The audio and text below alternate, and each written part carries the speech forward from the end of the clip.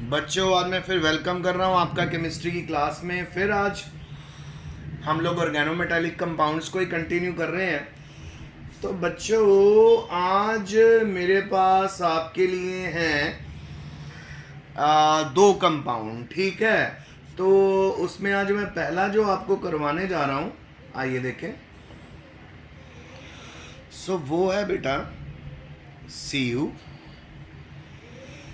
NH3, 4 है, और बाहर काउंटर आयन भी आ गया SO4। आपको पता है कि इस पे तो जीरो लाइगेंड, जीरो चार्ज होता है क्योंकि न्यूट्रल लाइगेंड है। अब इसकी पूरी ऑक्सीडेशन स्टेट इस कंपाउंड की जो बेस हुई है ना बेटा, वो इस कंपाउंड की ऑक्सीडेशन स्टेट इस आयन के ऊपर बेस्ड है। आपको पता है कि सल्फर SO4 में -2 का चार्ज होता है। ऑब्वियसली हमारे कंपाउंड पे क्या चार्ज होगा, +2, और ऑक्सीडेशन स्टेट कॉपर की क्या हो जाएगी, 2 +2।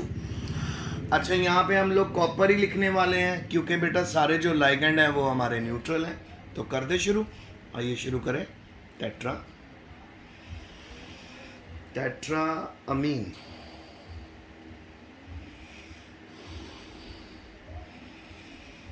Tetra amine copper,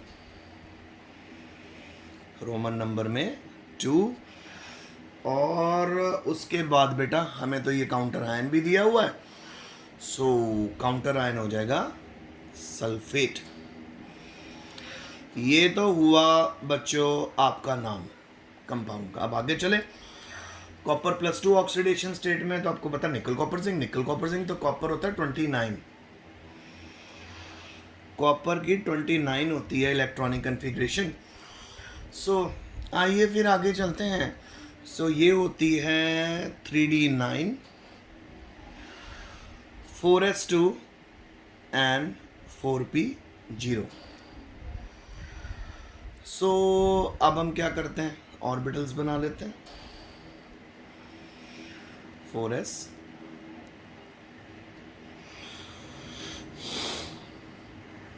okay.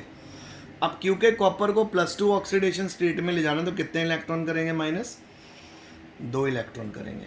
तो ये बन जाएगा कॉपर 29 2+, तो ये आ जाएगा जी 3D।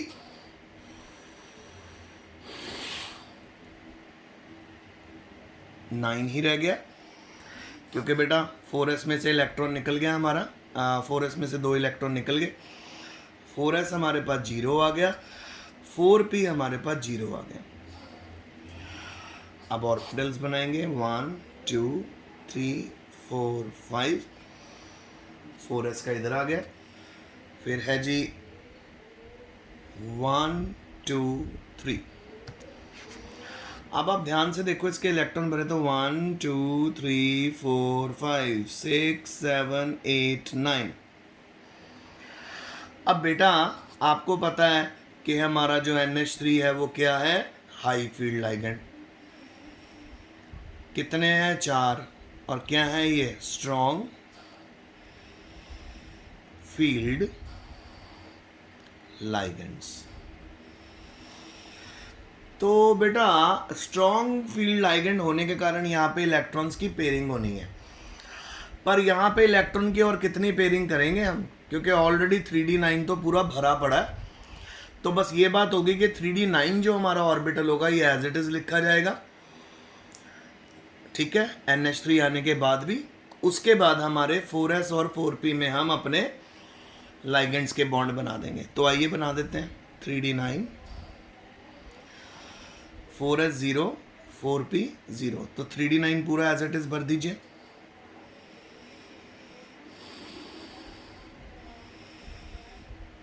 (4s) और 4p। अब 4s में कितने बनना है हमने, एक NH3 यहाँ आएगा, 4p में भी एक NH3, ओके जी। फिर यहाँ पे भी NH3। अब 4 NH3 यहाँ पे आ चुके हैं। तो यहाँ पे हमारा जो हाइब्रिडाइजेशन बनेगा वो बनेगा जी sp3। उसके बाद एक अनपेड इलेक्ट्रॉन होने के कारण ये होगा डायमैग्नेटिक।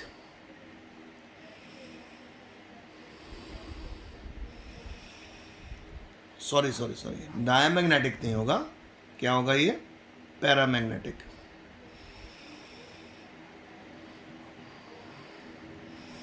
And coloured. और एक और बात बेटा, यहाँ पे शेप क्या होने वाली है, आपको कल ही मैंने बताया था कि अगर अंदर का डी ऑर्बिटल पार्टिसिपेट कर रहा है तो स्क्वायर प्लेनर, बाहर का कर रहा है तो टेट्राहेड्रल, तो शेप होगी टेट्राहेड्रल।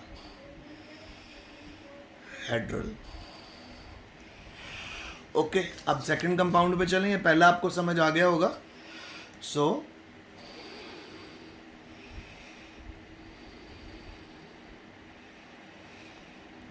आइए सेकंड पे चलते हैं।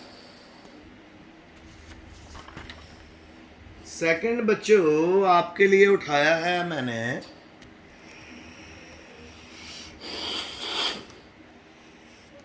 ये उठाया बेटा क्रोमियम H2O 4 Cl2 NO2 बाहर बैठा। अब आप मेरी बात ध्यान से सुनिए कि यहाँ पे हमारे पास अगेन जो वाटर है वो न्यूट्रल है, और दूसरी बात बेटा यहाँ पे Cl के ऊपर जो चार्ज है वो है -1 का, NO2 पे भी -1 का चार्ज है।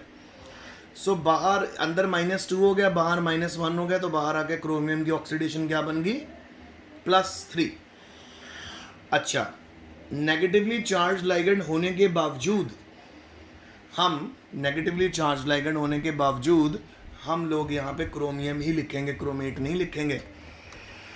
सो क्रोमेट क्यों नहीं लिखेंगे, क्योंकि बेटा यहाँ पे न्यूट्रल लाइगेंड का नंबर ज़्यादा। तो कर दे शुरुआत नेमिंग की, टेट्रा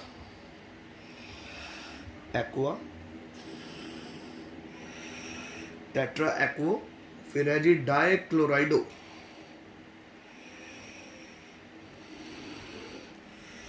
डाइक्लोराइडो, क्रोमियम कितना 3, ऑक्सीडेशन स्टेट आ गई। और नाइट्रेट NITRATE, नाइट्रेट। सो ये तो नाइट्राइट तो NO3 होता है, तो ये हो गया आपका नेमिंग। चलिए अब क्रोमियम का लिखते हैं, 24 होता है, ये होगा जी 3D4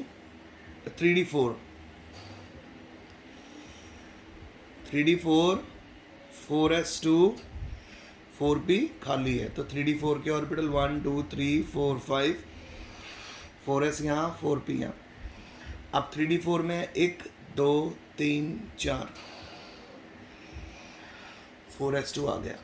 अब बच्चों आप इसके अंदर से कितने इलेक्ट्रॉन माइनस करोगे, 3 इलेक्ट्रॉन माइनस करोगे, तभी तो ये +3 ऑक्सीडेशन स्टेट में जाएगा।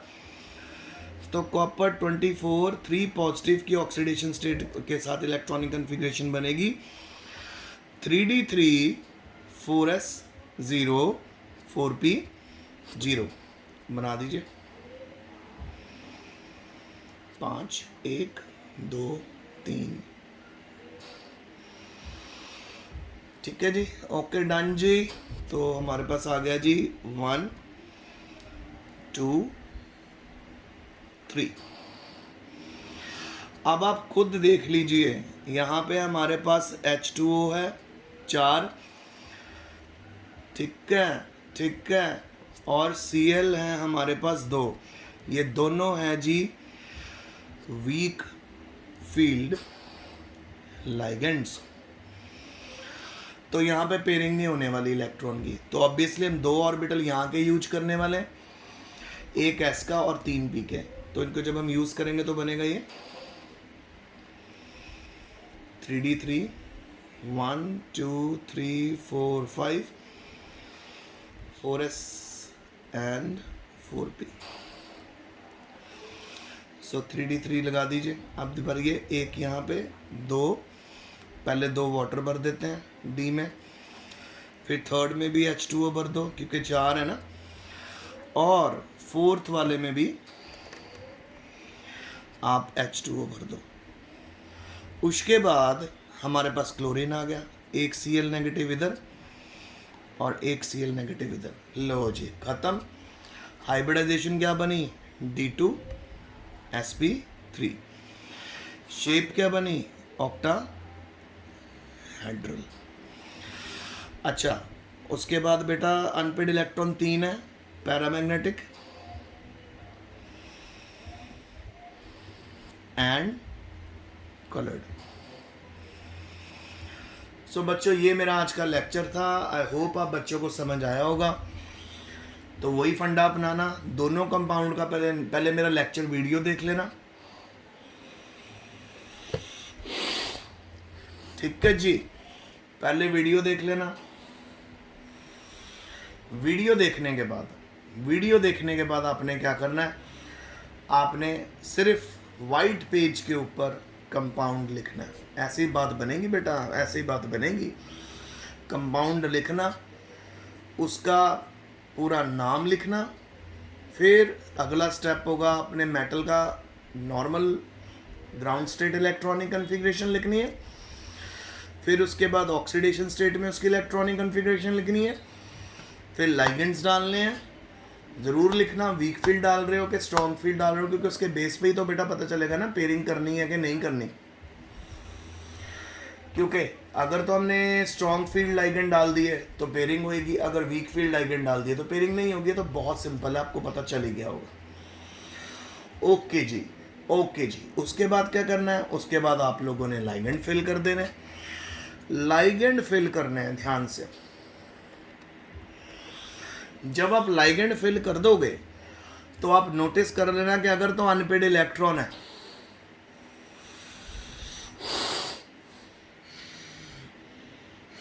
अगर तो अनपेड इलेक्ट्रॉन है हाइब्रिडाइजेशन के बाद भी, तो जी पैरामैग्नेटिक और कलर्ड, ठीक है। क्योंकि बेटा अनपेड इलेक्ट्रॉन ही तो रिप्रेजेंट करते हैं ना कलर को, क्योंकि वो जब एक्साइट हो जाते हैं, फिर वो जब ग्राउंड स्टेट में वापस आते हैं, तो जब वो ग्राउंड स्टेट में वापस आते हैं तो वो कलर इम्पार्ट करते हैं। तो ये बन गया जी आपका पैरामैग्नेटिक, और साथ में क्या बन गया आपका कलर्ड, और शेप होगी ऑक्टाहेड्रल। अब एक और बात बतानी थी मैंने। कल एक बच्चे ने मेरे से पूछा था कि सर टेट्रा के साथ हम डाई लिख रहे हैं, हम बिस ट्रेस क्यों नहीं लिख रहे। सो बेटा बिस ट्रेस वगैरह यूज़ होता है खासकर तब जब आपके पास ना ऐसा लाइगेंड हो जो एक से ज़्यादा एडिटिव बॉन्ड बनाए। जैसे आपके पास एथिलीन डायमीन हो गया, आपके पास ऑक्सिलेटो हो गया, आपके पास EDTA हो गया। वहाँ पे उन केसेस में जैसे आपके पास EDTA लगा, वो तो चलो 6 लाइगेंड इकट्ठे हो गए।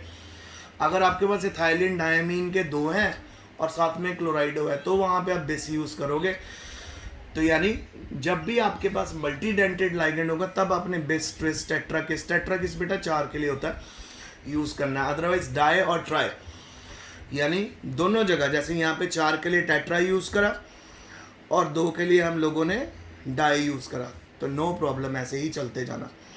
सो प्लीज़ बेटा आज का लेक्चर भी रिवाइज कर लेना। सो मैं आपको पिक्स भी भेज रहा हूँ, सो आई होप आपको समझ आ जाएगा।